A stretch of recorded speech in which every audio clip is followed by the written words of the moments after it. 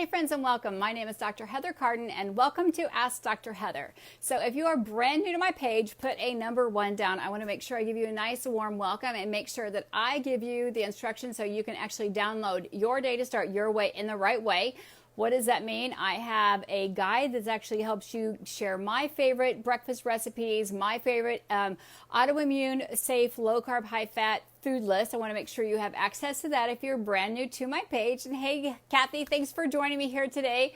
And again, number 1, if you're brand new, and let me know where you're joining me from. So today we're going to talk about an egg fast. What happens here at Ask Dr. Heather is people send in questions after questions after questions, and I try to keep up with the questions and answer them as fast as I can. So, and hello, Dr. Lola from up north. Good to see you joining us today. So I try not to give shout outs to names because I never want to leave somebody out. So hello to everyone joining us. So the egg fast is a super trendy thing that many people have been trying. But what I'm going to tell you is that there just is no short-term fix. There's no way to speed up fat loss. There are some ways to accelerate them, but they're not permanent if you don't make lifestyle changes. So changes often lead to disappointment so there's a big if there. If it's not sustainable. People are like, what do you mean that change leads to disappointment? Change leads to disappointment if it is not sustained. Transformation, however, is sustainable when change happens and it's achieved through practice. So what does that mean? That means if you put things into place. So if you take out a sugary tea every day, you put that into place, you make the transformation of taking out the sugary tea, you do that for the rest of your life, you've made a transformation of yourself. But if you just actually change it for 10 days or change it for 4 days, then that's not really sustainable and you're going to go back to the way things were. This happens all the time. This is how yo-yo diet happens. So when we start talking about the egg fast, that's kind of comparable to someone doing like the HCG diet or someone maybe trying a carnivore, which none of them are negative, but there's pros and cons to each one of those. At Carden Center for Wellness and at Ask Dr. Heather, we're all about lifestyle. We're all about living the healthiest lifestyle, eating real whole foods.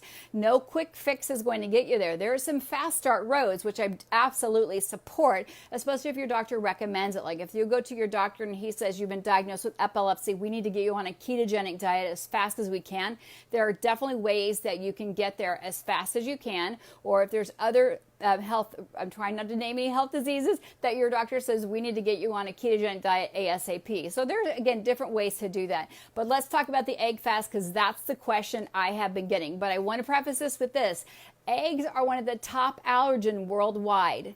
Eggs, one of the top allergens. So why would you want to eat as many eggs as you can, as fast as you can for several days?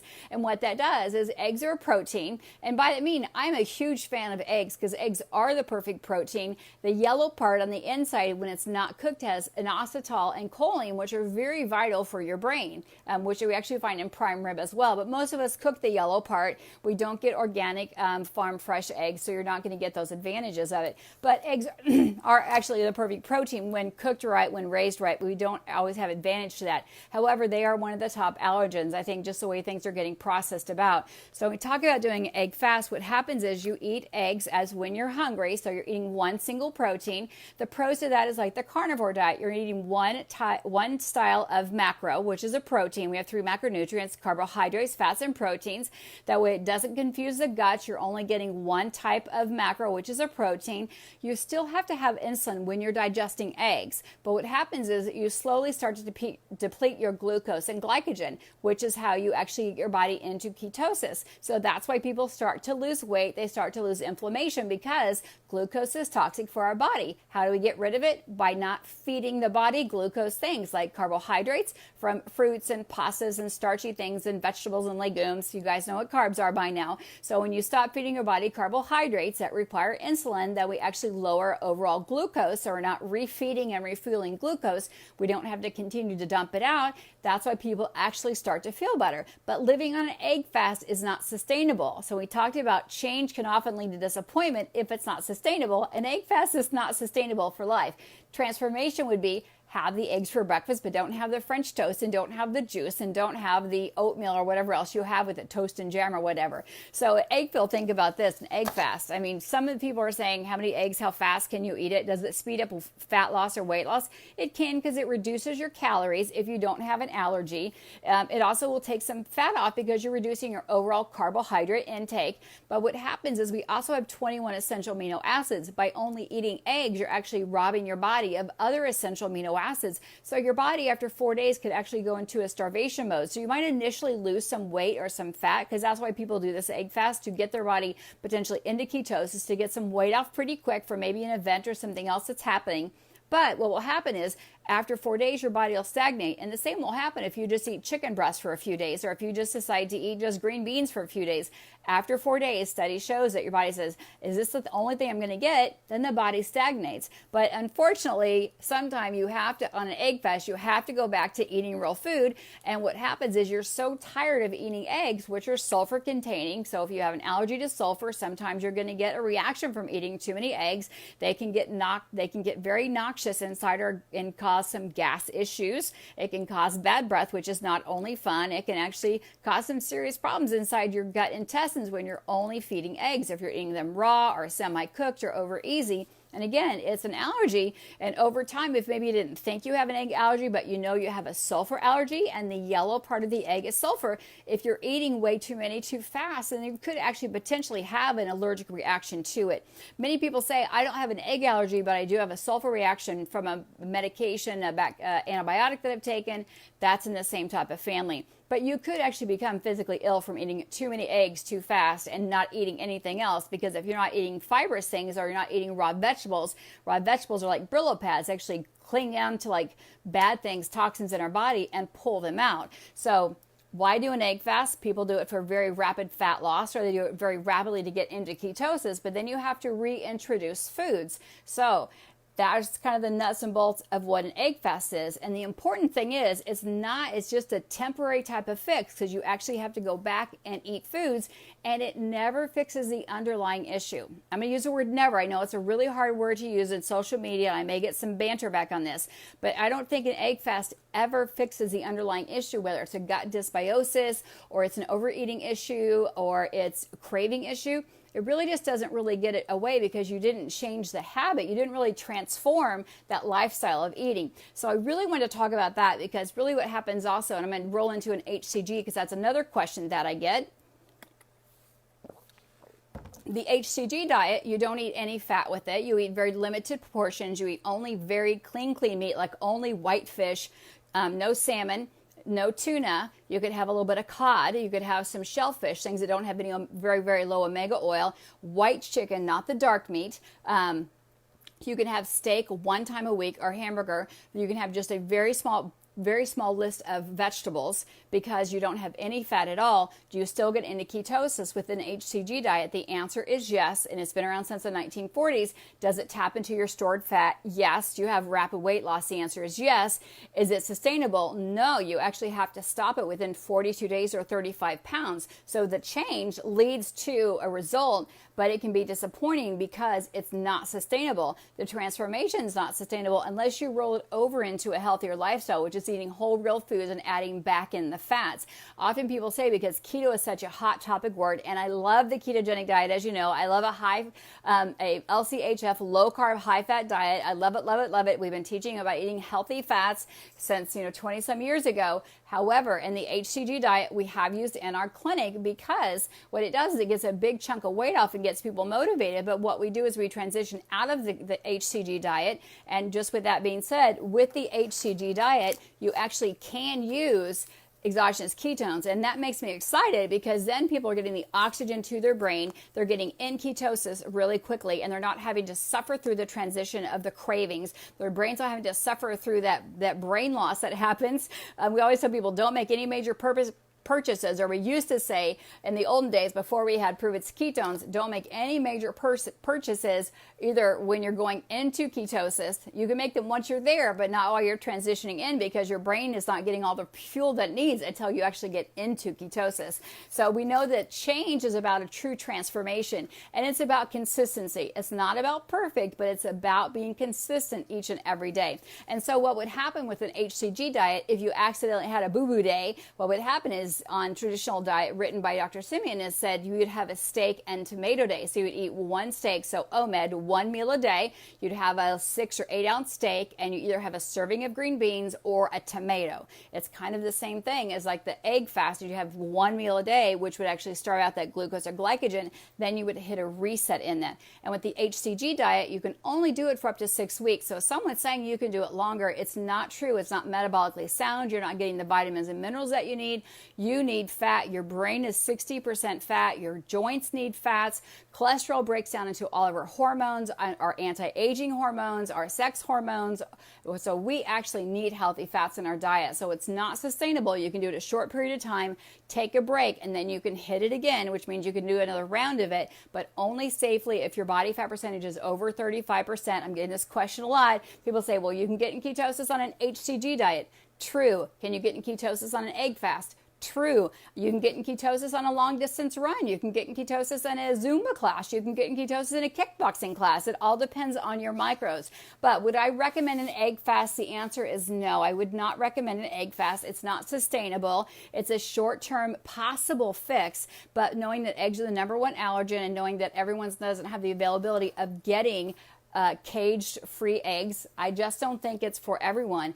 And then the carnivore diet, I'm going to finish with that. I think if you're stuck on a ketogenic diet and you've been doing really well and you've been eating healthy plant fats, not been doing all the bacon and all the processed porks and all the processed salami, and you've been doing more of the plant fats like avocado oil and sesame seeds and flax and hemp, and you've hit a plateau and you know that you're really following your body and you feel great and your blood work is all normal, your blood pressure is all normal, you're having that check, I think it's safe to do maybe a carnivore diet for a few days with your healthcare practitioner and say, I'm going to do a carnivore diet. I'm going to rotate some of those healthy red fishes in, those white fishes in, because what happens is when your body's only breaking down one macronutrient, no fats and no carbohydrates, then it really helps the gut kind of reset and break down just those amino acids. We do know that if you long-term fast, you can compromise hair loss if you don't get enough protein. And then again, too much protein over a long period of time. Protein always uses insulin to break down, that we know that can actually lead to some other blood sugar issues and raise your blood sugar over a long period of time called gluconeogenesis. It can lead to cellular dehydration.